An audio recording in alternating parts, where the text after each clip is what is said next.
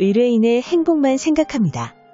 법률 문제로 고민에 빠지신 분들에게 정확한 정보를 제공하여 현명한 선택을 하도록 도와드리는 소송 가이드입니다. 결혼을 통해 부부가 되어 혼인 생활을 이어나가는 상황에서 경제적인 부분 때문에 이혼을 망설이는 분들이 많습니다. 혹은 부부의 관계가 악화되어 이혼을 앞두고 배우자에게 생활비를 받지 못하는 경우도 있습니다.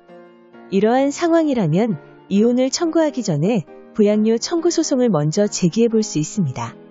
이혼 소송의 경우 부부의 법적인 관계를 청산하고 위자료, 재산 분할 등의 사안이 협의가 되지 않았을 때 일방의 배우자에 의해 제기되는데요. 이혼 소송의 경우 짧게는 6개월, 길게는 1년 이상의 기간이 소요될 정도로 상당한 기간이 소요됩니다. 너무 오랜 기간이 소요되다 보니 여기에 부담을 느끼는 분들도 많은데요. 문제는 평생 전업주부로 살아온 경우 등 경제적으로 어려운 상황에서 이혼 소송을 이어가는 경우 이 기간 동안 양육비, 생활비 등이 필요할 수밖에 없습니다. 이러한 경제적인 이유로 소송을 제대로 이어나가지 못하는 경우도 많죠. 하지만 소송을 제기하기 전 사전 처분을 통해 양육비, 생활비를 상대 배우자에게 요청할 수 있습니다. 따라서 경제적인 부분이 걱정되어 자신의 주장을 제대로 펴지 못하는 상황이 오지 않도록 해야 합니다. 결혼을 통해 법적으로 배우자를 만나고 아이가 태어나 가족을 이루게 된 경우 혈족 관계가 형성됩니다. 이렇게 직계 혈족과 배우자 혹은 친족은 서로 부양의 의무를 지니게 되는데요. 부양의 의무는 부양받을 사람이 스스로 생활을 이어나가기 힘들어하는 경우 이에 대한 책임을 지고 돌봐주어야 할 의무를 말합니다.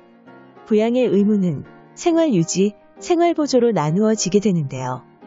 먼저 부부 사이에 존재하는 부양의 의무는 상대방의 생활을 자신의 생계로 보장하는 것을 말하며 생활보조는 다른 친족들에게 해당하는 것으로 가족에 대한 최소한의 생존권을 보장해주는 것을 의미합니다. 배우자 그리고 가족 간에는 부양의 의무가 발생합니다. 그렇다면 가족 구성원이 많은 경우 누가 이러한 책임을 져야 할까요? 만약 부양할 사람이 많다면 부양할 사람의 순위를 당사자들끼리 협의를 통해 정할 수 있습니다. 하지만 가족들 간 협의가 이루어지지 않는다면 법원의 판결을 받아서 진행을 하는 방법이 있는데요. 재판부에서는 부양의 의무를 가진 사람들의 청구를 받아서 부양이 필요한 사람의 생활정보, 부양 의무자의 경제적인 능력 등을 종합적으로 판단하여 해당 순위를 정하게 됩니다. 그리고 이러한 의무를 저버린 경우라면 부양료 청구 소송을 제기해 볼 수 있는데요. 해당 소송을 제기하기 위해서는 상담을 통해 자신의 상황이 소송 청구 가능한 상황인지부터 알아봐야 합니다. 이혼 소송 중 생활비를 받으려면 부양료 사전 처분을 진행하면 됩니다. 이 경우 신청서와 이를 소명할 수 있는 자료를 함께 준비해서 관할 법원에 제출하면 되는데요. 하지만 신청한다고 해서 모두 받아들여지는 것이 아니므로 우선은 배우자가 보유하고 있는 자산의 현황, 경제적인 능력에 대해 명확하게 밝히고 배우자가 경제적으로 여유가 있는데도 불구하고 생활비가 없거나 적다는 사실을 밝혀야 합니다. 만약 자신이 미성년 자녀의 양육을 맡고 있는 상황이라면 아이 양육에 들어가는 비용을 밝혀서 이혼 소송 전 부양료를 청구해야 합니다. 가사소송법 제62조에서는 소송 제기, 심판 청구, 조정 신청이 있는 경우 가정법원 등에서 필요하다고 인정이 된다면 직권이나 당사자의 신청에 의해 상대방이나 그 밖의 관계인에게 현상을 변경하거나 물건을 처분하는 행위를 금지할 수 있고 사건과 관련된 재산의 보존을 위한 처분, 관계인의 감호와 양육을 위한 처분 등 적당하다고 인정되는 처분을 할 수 있습니다. 부양료 사전 처분이란 소송이 해결될 때까지 부부간 양육 의무에 따라 일방이 상대방에게 매월 일정 금액을 지급할 것을 요청하는 것을 말합니다. 여기에 임시 양육자 지정 및 양육비 사전 처분도 함께 신청해 볼 수 있는데 이는 이혼 소송이 해결될 때까지 일방이 미성년 자녀의 임시 양육자로 지정이 되어 양육할 의무와 책임을 지면서 상대방은 매월 일정한 양육비를 지급하도록 청구하는 것을 말합니다. 부양료 청구 소송이 다소 생소한 분들이 많습니다. 아무래도 부부의 관계가 악화되어 이혼 소송까지 다다르게 된 경우에는 평소 생활비를 대주던 소득자인 배우자가 생활비를 일방적으로 끊어버리는 경우가 많습니다. 상대방이 경제적으로 불리하다는 사실을 이용해서 소송을 자신에게 유리하게 끌어오기 위한 전략 중 하나인데요. 경제적으로 어려운 사람은 소송 기간이 길어질수록 불리해집니다. 소송이 길어질수록 경제적으로 힘들어지고 결국 상대방이 제시한 조건을 모두 받아들이게 될 수밖에 없는데요. 이러한 불리한 경우를 예방하기 위해 이혼 소송 전 부양료 청구 소송을 제기하는 것이 유리합니다.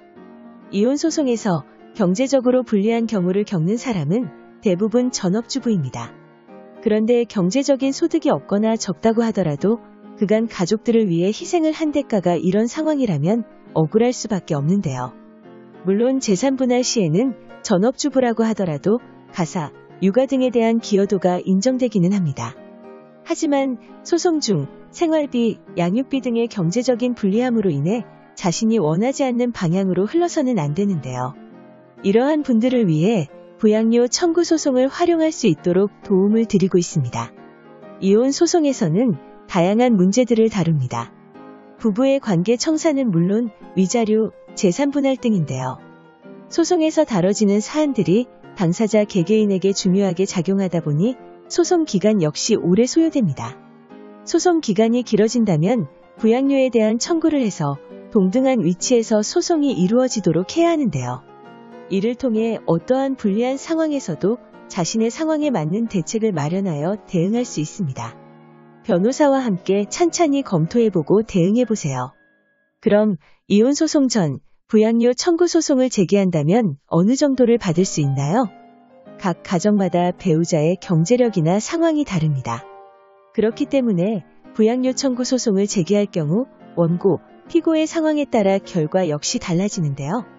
자녀가 어느 정도 있고 어느 정도의 학습이 필요한지, 추가로 당사자의 직업과 소득이 어떻게 되는지 등에 따라 달라지는 부분입니다. 따라서 무작정 얼마라고 정하기보다는 변호사와 함께 소를 제기하기 전 미리 확인해보고 대응해보세요.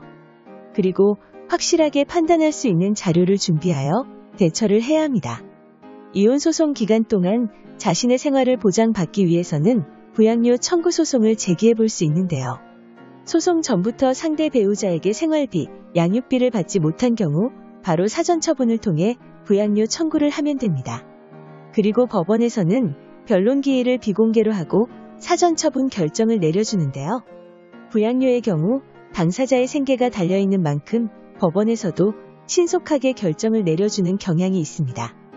이렇게 부양료에 대한 판결이 나왔다면 피청구인은 1심 판결이 내려지는 시점까지 혹은 조정이 성립되는 시점까지 청구인에게 약속한 부양료를 지급해야 합니다. 하지만 이 과정에서 고려해야 할 사항들이 많고 쟁점에 따른 전략이 필요하므로 변호사의 도움이 필요할 수밖에 없습니다. 이혼 소송 자체만으로도 고려해야 할 점이 많은데 사전처분을 통해 부양료까지 청구를 해야 한다면 준비해야 할 부분들이 많습니다. 그런데 상대방에서 그리 쉽게 일을 주려고 하지 않는 데다 각종 변수가 존재하므로 이를 고려하여 진행을 해야 하는데요. 관련 사건을 많이 다루어 본 법률 전문가의 도움을 받아서 해결해보세요. 소송 가이드는 법률적으로 문제가 될 수 있는 부분에 관해 상세히 설명을 드리고 그 해결책에 관하여 근거 법령 및 관련 법령을 제시하는 길잡이를 해드립니다. 항상 노력하는 자세로 의뢰인의 이익을 최우선하는 모습을 보여드리겠습니다. 그 밖에 더 많은 정보는 네이버 소송 가이드 카페로 오시면 확인하실 수 있습니다. 내용이 마음에 드셨다면 구독과 좋아요, 알림 설정 부탁드립니다. 더 좋은 내용으로 찾아오겠습니다. 꼭 승소할게요.